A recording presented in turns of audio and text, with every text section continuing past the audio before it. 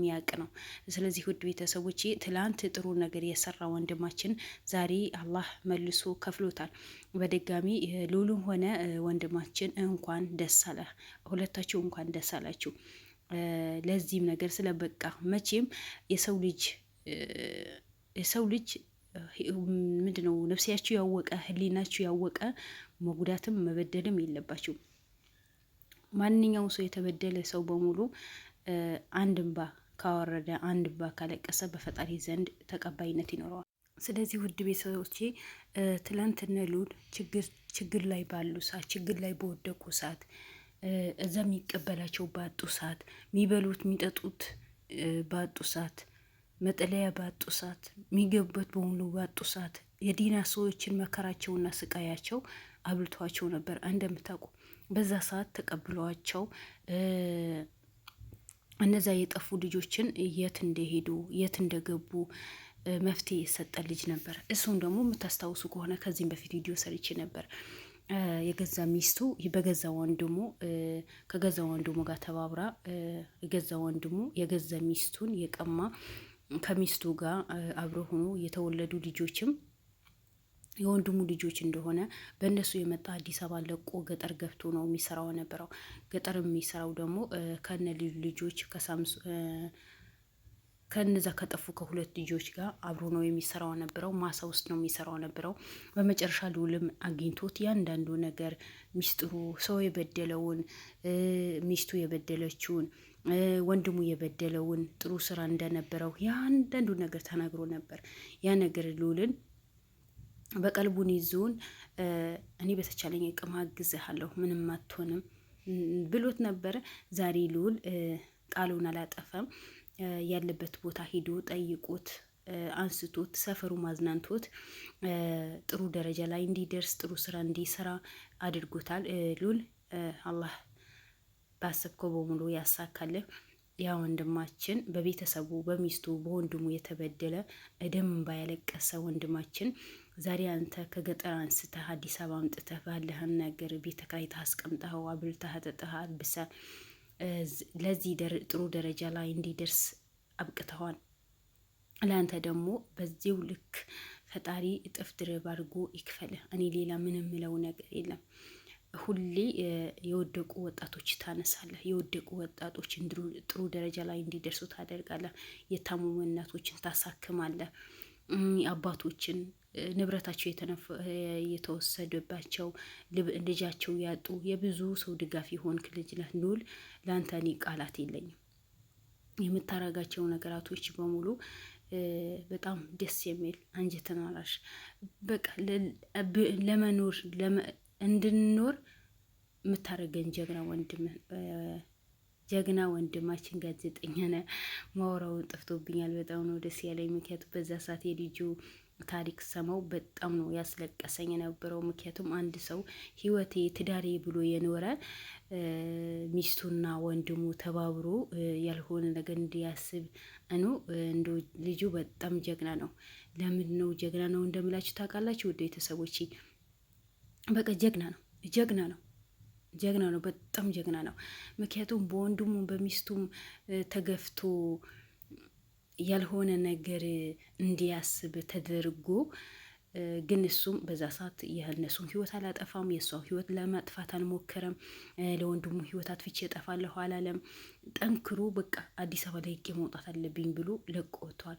በዛኔ ልጆቼ ናቸው ብሎ አቅፎ ያሳደጋቸው ያለበሳቸው አባቴ ብሎ የሚጠሩ ልጆች የአንተ ልጆች አይደሉም ሲባል አያምም። ሁለተኛ ደግሞ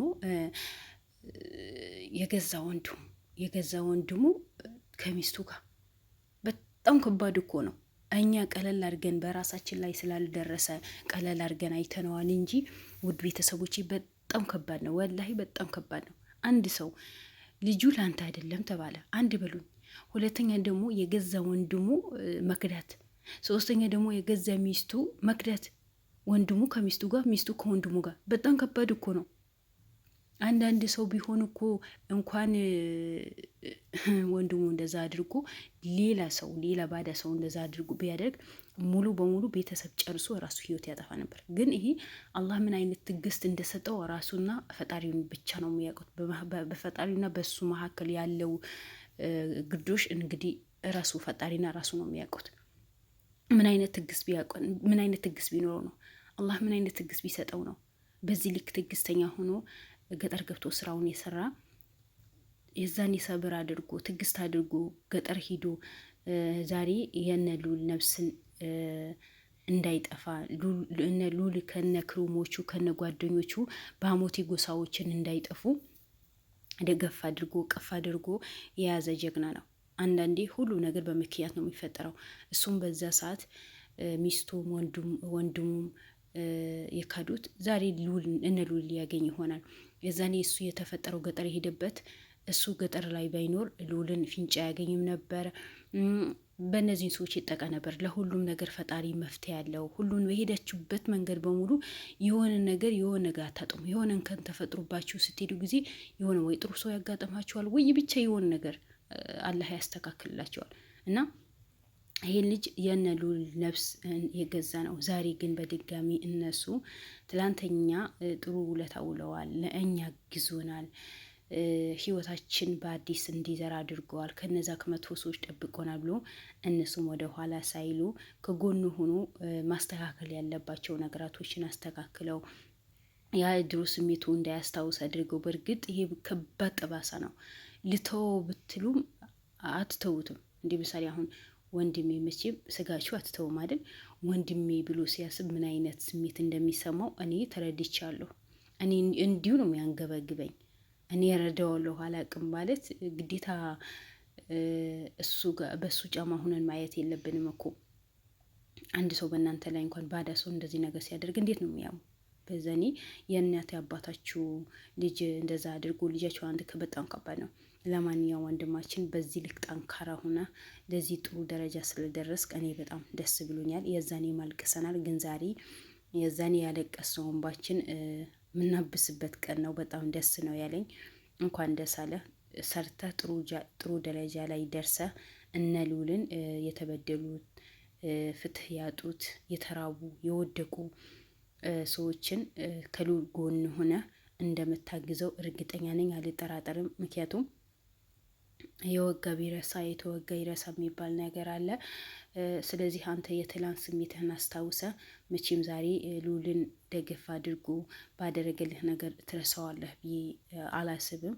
ከጎኑ ሆነህ መርዳት ያለባቸው ሰዎች እንደምትረዳ እርግጠኛ ነኝ፣ እተማመንብሃለሁ። ምክንያቱም አንተ በእምነት ነው ጥሩ ስራ የሰራኸው ነበር። እዛ ጋ ሞቴዎች ያጠፉኛል፣ ይጎዱኛል፣ ህይወት ያጣለሁ ብለህም ሳትሰጋ እነዛ ልጆች እነዚህ ወጣቶች ክፍለ ሀገር ምንም ነገር የማያውቁ ወጣቶች መጎዳት የለባቸውም ብለህ ነው ቤትህን ጠቅላላ አድርገህ አስቀምጠህ የምትበላው ነገር አብልተህ መረጃ የምሰጣቸው ነበረው እና ያ ነገር ዛሬ መልሶ ከፍሎሃል። በዛ ሰዓት እነ ሉልን ያ መረጃ ባሰጣቸው ባታስጠጋቸው ሉልም አንተን አያውቅህም ነበር።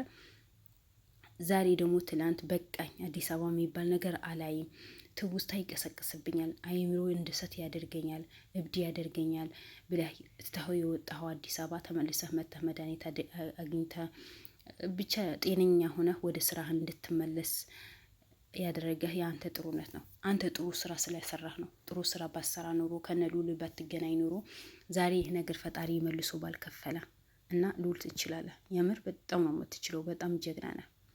በሄድክበት በሙሉ የሆነ ሰው ታነሳለህ። የዛ ሰው ጥሩ ደረጃ ላይ እንዲደርስ አይምሮ እንዲፈታ ተጨናነቅ አይምሮን ጥሩ ነገር እንዲያስብ የምታረግ ጀግና ነህ። እኔ ለአንተ ዛሬም ትላንትም ነገም ቃላት የለኝም። በምታረጋቸው ነገራቶች በሆኑ በጣም ደስተኛ ነኝ። ሁለተኛ ደግሞ በጣም ትምህርት የወሰድኩኝ ነው ከአንተ። በቃ ብዙ ትምህርቶችን እኔም እንደሱ ደርሼ ወገኖቼ ብረዳ፣ የተቸገሩ ሰዎችን ባግዝ፣ የተበደሉ ሰዎችን ባግዝ። ሴት ነኝ አይኖ አውቃለሁ። ሴት ልጅ ደግሞ ብልህ ናት፣ ብዙ ነገር ታደርጋለች። በቃ እንደሱ በሰራ እንደሱ ሰው ባስደስት ብዬ የምመኘው ስራ ነው ሉልን የሚሰራው። በጣም ስራው ጎን ቀለል አድርጌው አይደለም። ወደ ቤተሰቦቼ በጣም ከባድ ስራ ነው አይኖ አውቃለሁ። በጣም ከባድ ነው።